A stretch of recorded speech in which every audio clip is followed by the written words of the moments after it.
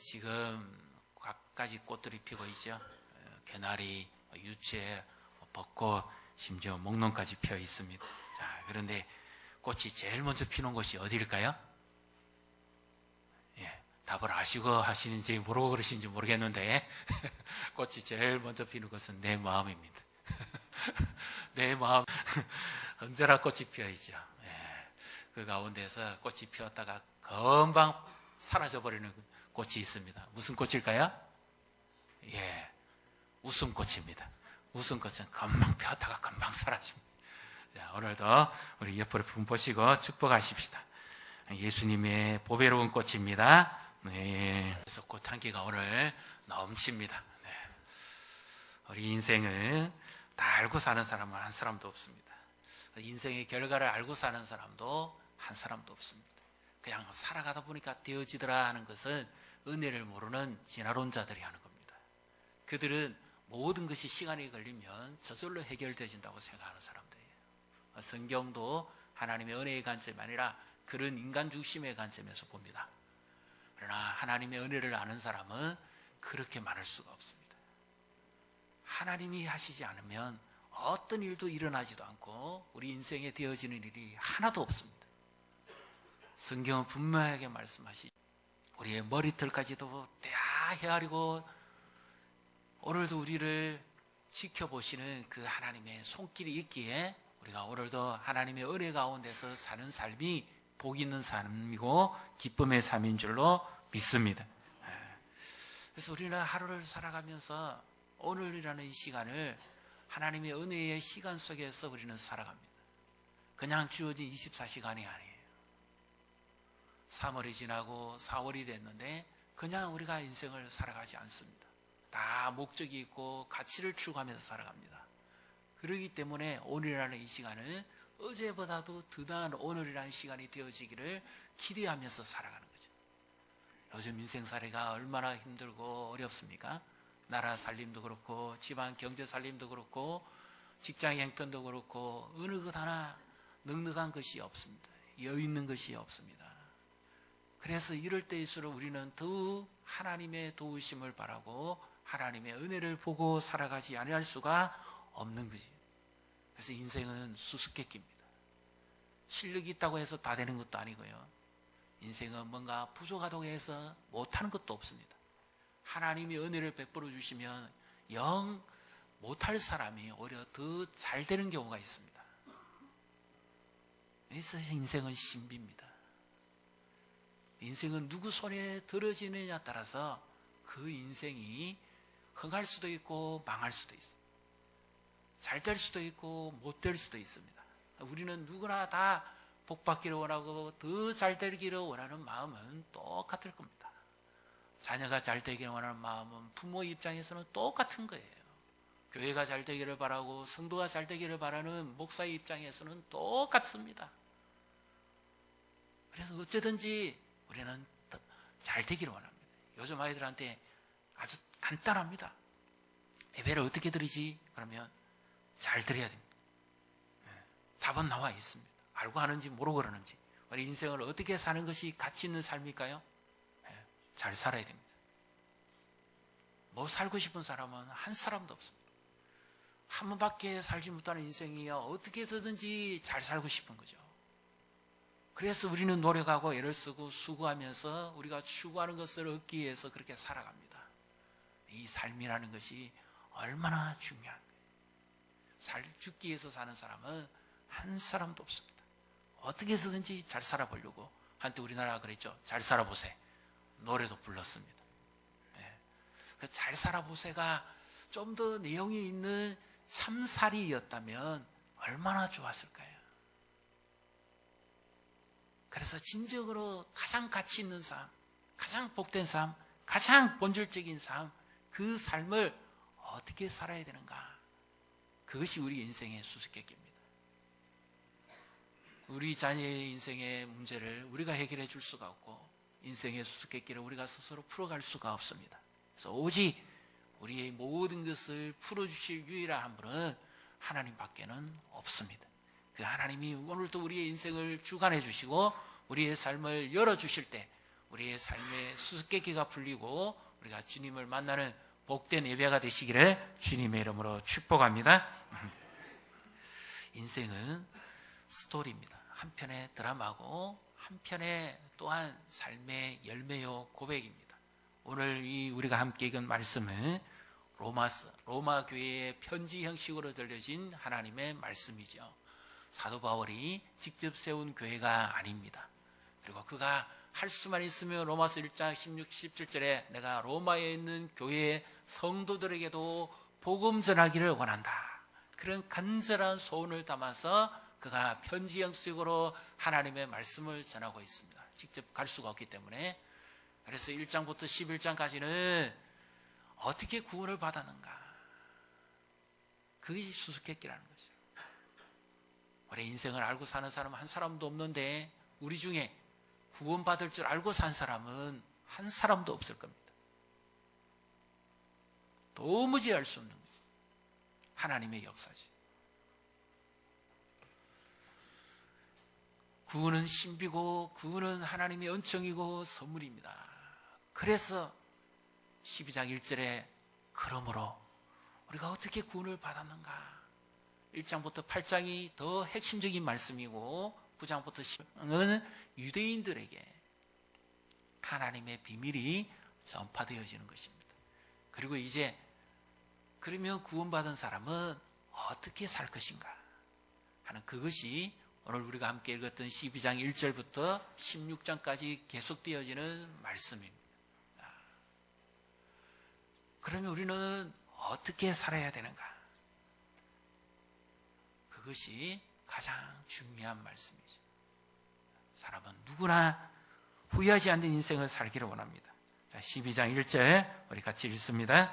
그러므로 형제들아 내가 하나님의 모든 자비하심으로 너희를 권하노니 너희 몸을 하나님이 기뻐하시는 거룩한 산 제물로 드리라. 이는 너희가 드릴 영적 예배니라. 아멘. 그러므로 내가 하나님의 모든 자비하심으로 권한다. 이거는 간절히 부탁한다. 더 나아가서 꼭 이렇게 되기를 바란다 하는 그와 같은 말씀입니다. 이 말의 의미는 바울이 직접 로마 교인들을 만나면 그가 에베소에서나 다른 빌립보에서나 데살로니가에서 가르쳤던 말씀처럼 그렇게 인격적으로 말씀을 가르치고 사랑을 나누고 깊은 만남을 가지기를 원하는데 그렇지 못하기 때문에 내가 이렇게 권한다 하는 그런 애정 어린 표현입니다. 사랑하는 자들아 그러면서 정말 두고두고 그 마음에 담고 있는 비밀을 전해주고 싶은 마음이죠. 그래서 하나님이 기뻐하시는 산채물로 살아라. 그 말씀입니다.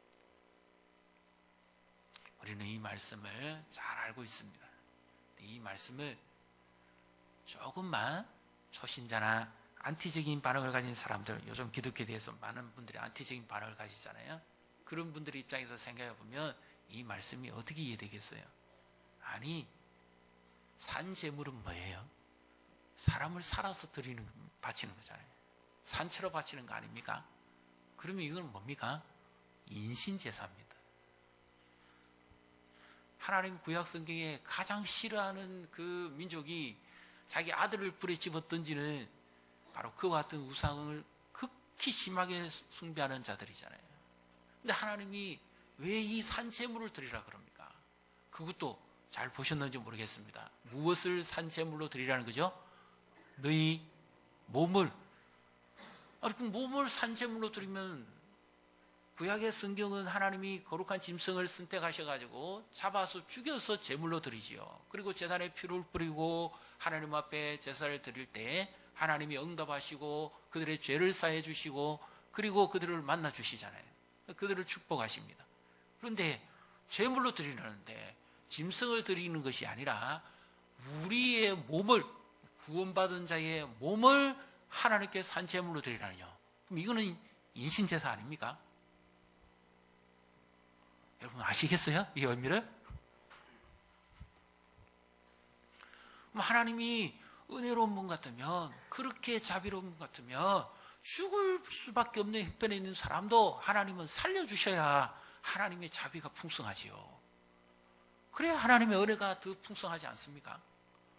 위기에 빠졌거나 고통에 빠졌거나 여러 가지 형편에 빠져있는 이 구렁텅이 인생에 빠진 자들을 건져내시고 살려주시는 것이 하나님 아버지의 사랑이고 마음이지, 어떻게 산 사람을 죽은 사람처럼 바쳐가지고 그렇게 드리는, 이것이 성경 2절에는 또 뭐라고 합니까? 이것이 하나님이 기뻐하는 것이다, 그렇게 말씀합니다.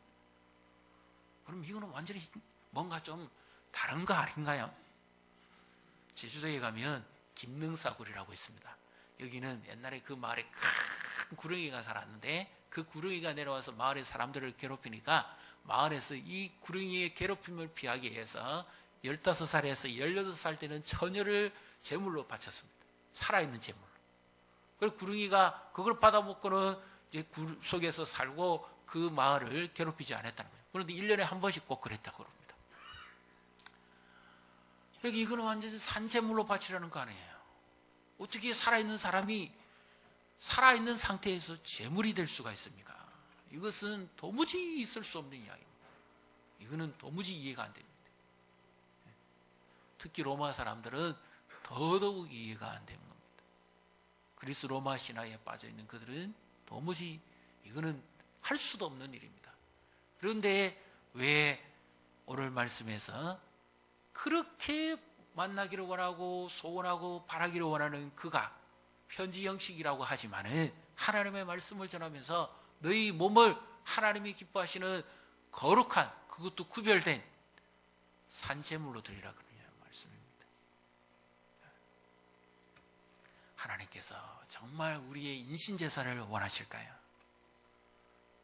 그 말씀이 아니라 하나님이 받으시는 유일한 한 제물이 계시다 하는 것을 말씀합니다. 그가 바로 누구이십니까? 바로 예수 그리스도시죠. 하나님의 하나밖에 없는 외아들을 주시는데 하나님이 얼마나 사랑하신 분입니까? 근데 그 아들조차도 아끼지 아니하시고 우리를 위해서 대속의 제물로 하나님이 내어주시죠. 그 예수님이 바로 십자가에서 죄인들을 대신해서 살아있는 채 들어지는 제물이 되시잖아요. 그래서 십자가에서 예수님이 피를 다 흘리시고 고통을 대신해서 받으시면서 예수님이 기뻐하십니다.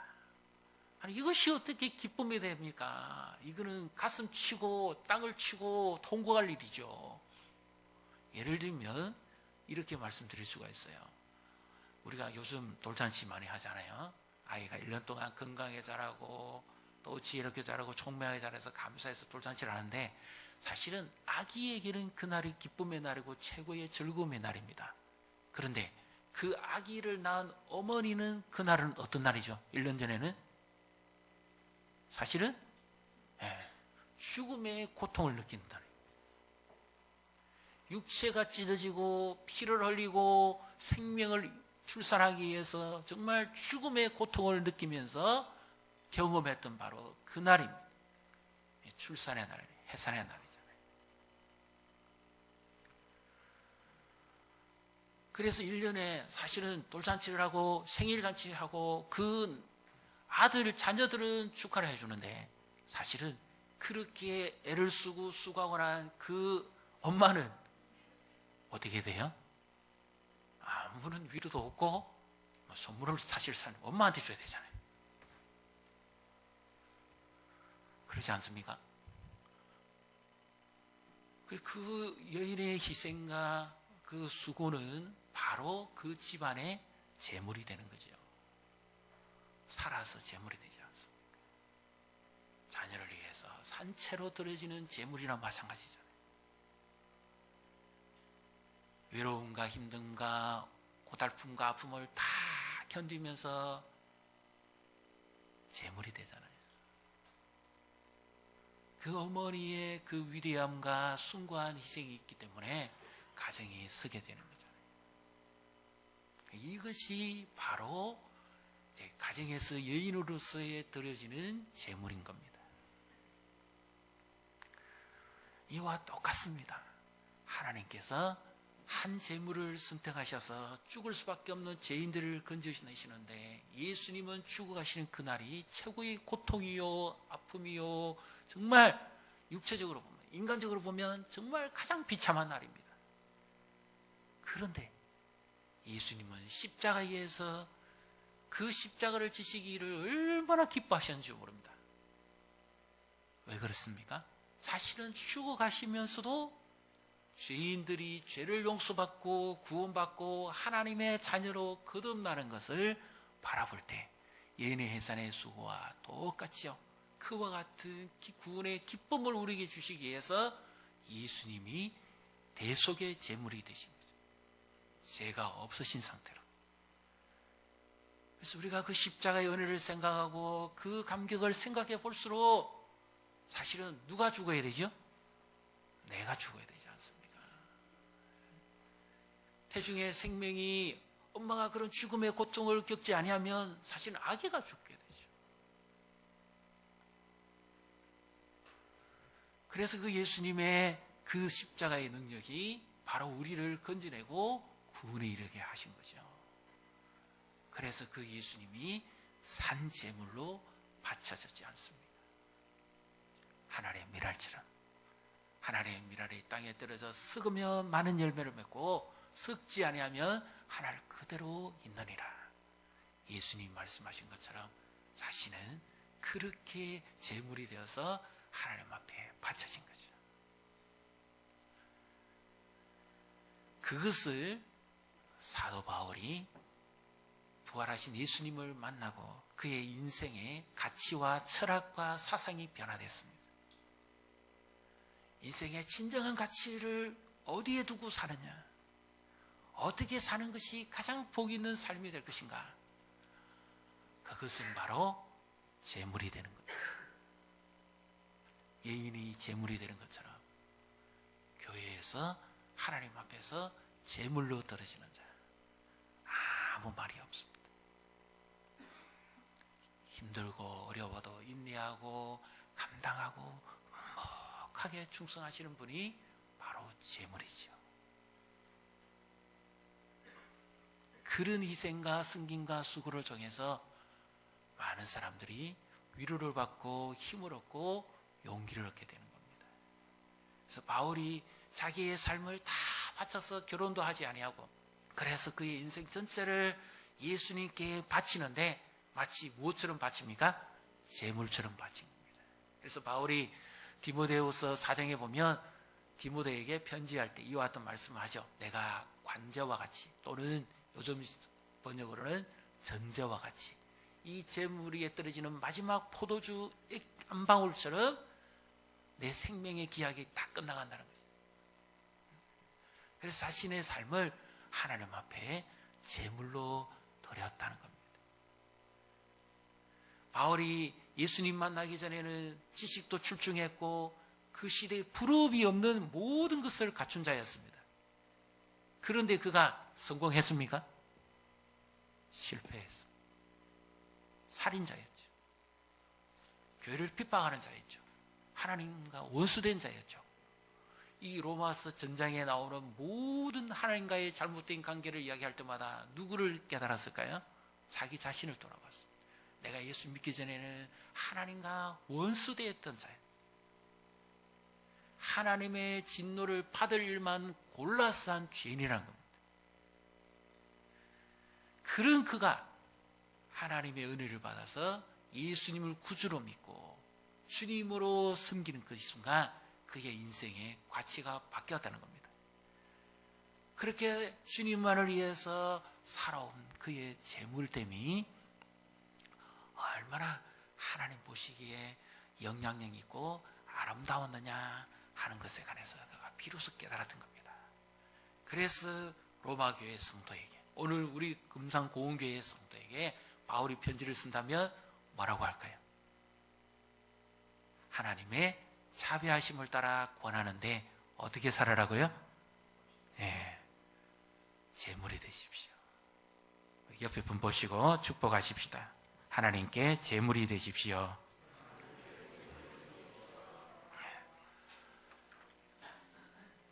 하나님께 하나님께 드려지는 인생이 가장 복이 있는 인생입니다.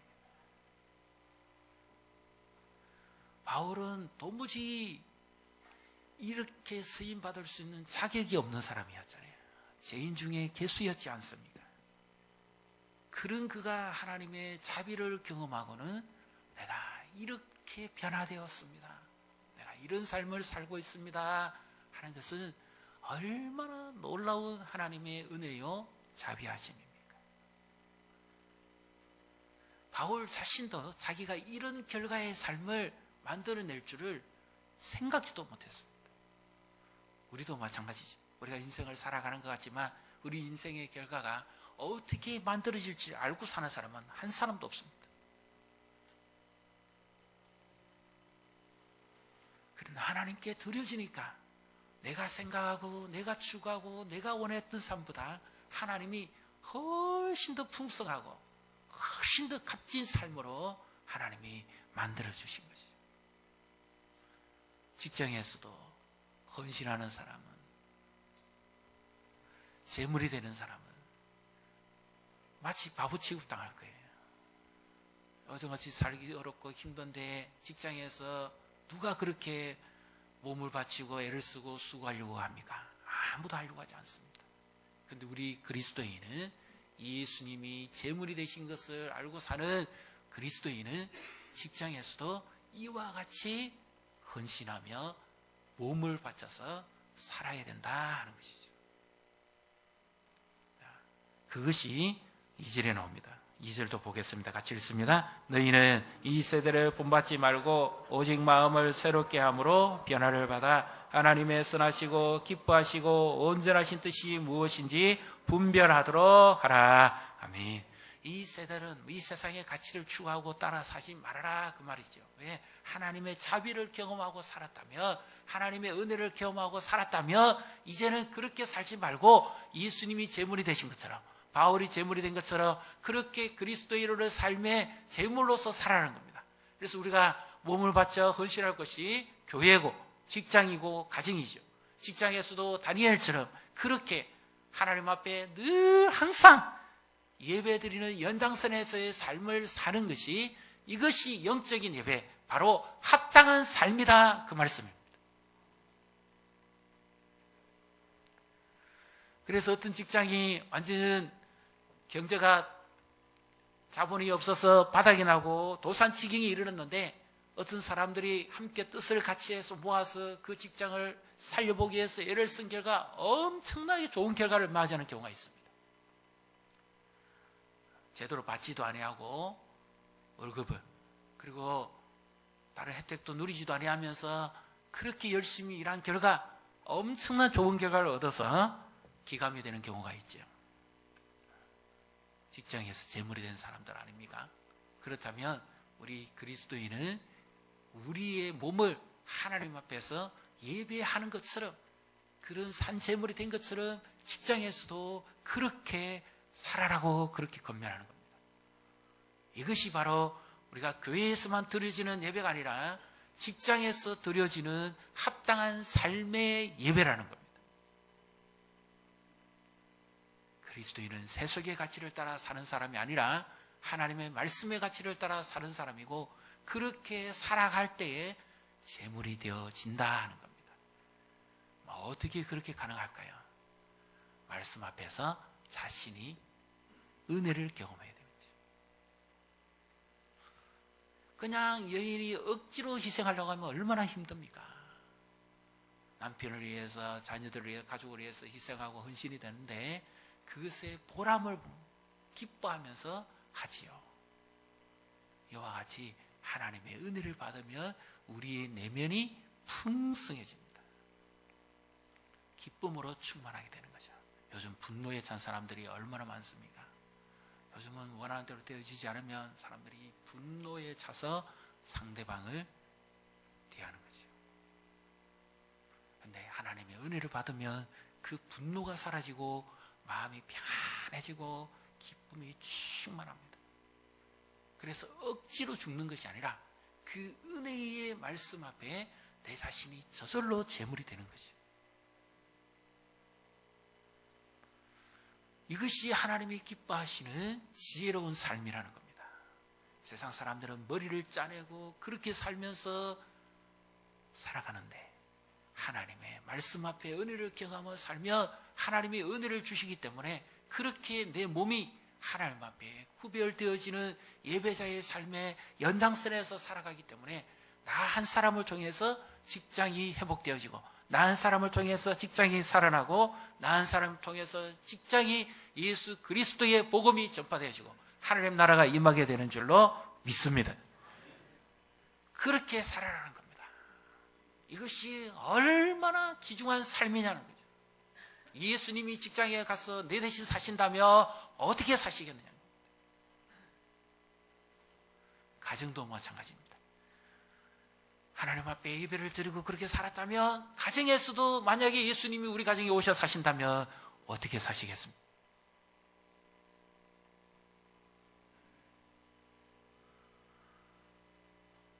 구원받은 자의 삶이 제일 먼저 실천되는 것이 가정이죠.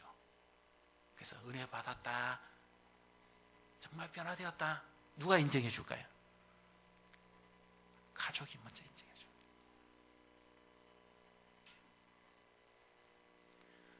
아내의 변화를 남편이 인정해 주죠. 정말 은혜를 받았구나. 남편의 변화를 누가 인정해 줍니까? 아내가 인정해 주죠. 아, 우리 남편이 정말 변화됐구나. 정말 은혜를 받았구나. 부모의 변화를 누가 인정해 줍니까? 자녀들이 인정해 줍니다. 그래서 자녀들이 나도 우리 부모님처럼만 살아야 되겠다. 우리 부모님처럼만 하나님을 모셔야 되겠다. 섬겨야 되겠다. 우리 부모님처럼 나도 그렇게 신앙을 가져야 되겠다. 성공한 삶이죠. 하나님 앞에 제물되어진 삶이죠.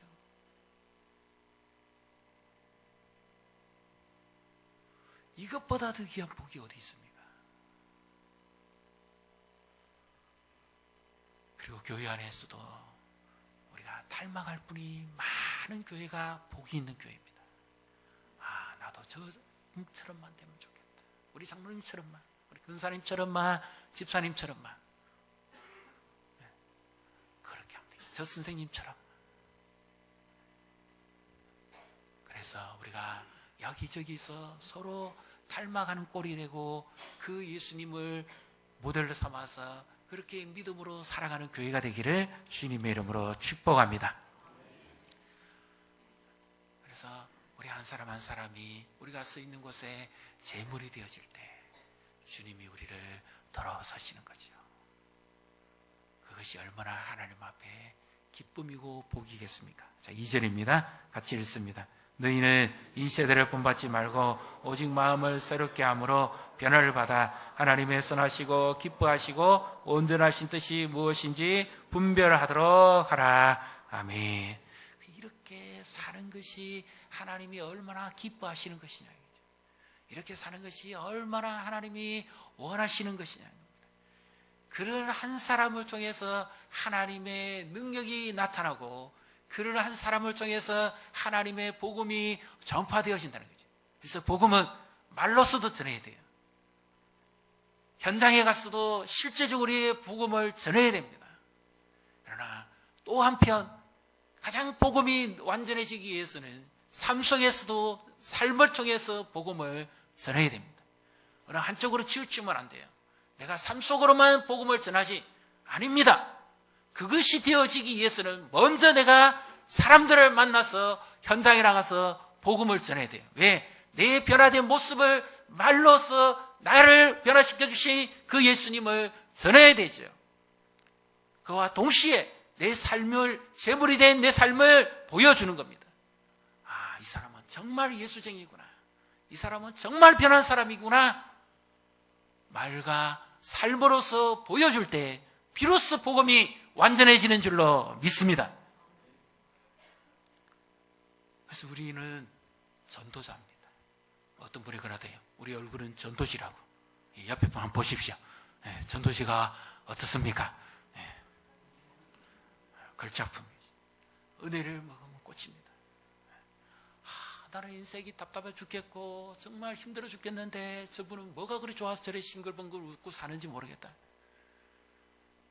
하나님의 은혜를 받으니까 절로 기쁨이 충만한 거죠.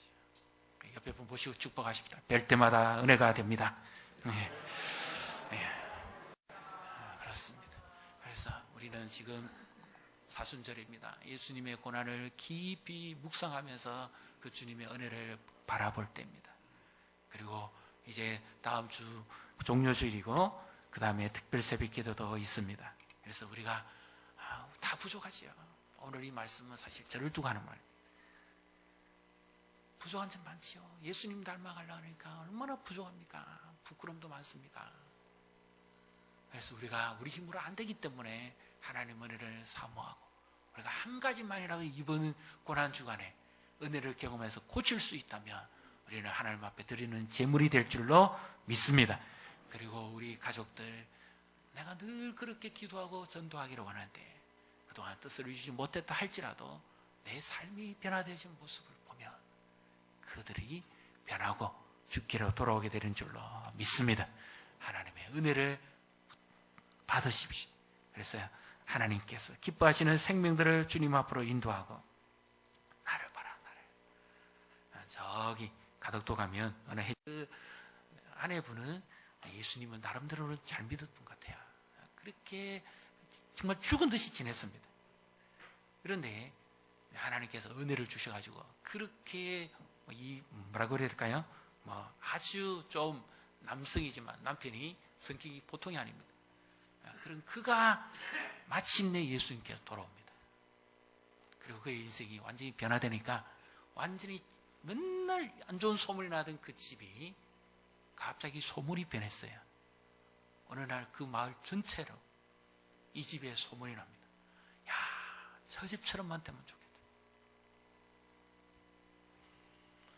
그래서 그렇게 고통스럽고 불행한 삶이 완전히 기쁨의 충만한 삶으로 바뀝니다. 그리고 그 사람이 변화됨으로 인하니까 그 마을의 사람들이 얼마나 많이 예수님께로 돌아오는지요. 나은 사람은 하나님의 은혜를 받고 재물이 되면 하나님께서 우리 주변에 많은 사람들을 보내주시고 준비시키고 계시다는 것을 믿으시기를 바랍니다. 그래서 하나님 앞에 오늘도 우리는 은혜 앞에 자신을 제물로 드리고 그런 예배자가 되고 그렇게 믿음으로 살아갈 때 하나님의 약속이 우리 가운데 이루어지시기를 주님의 이름으로 축복합니다.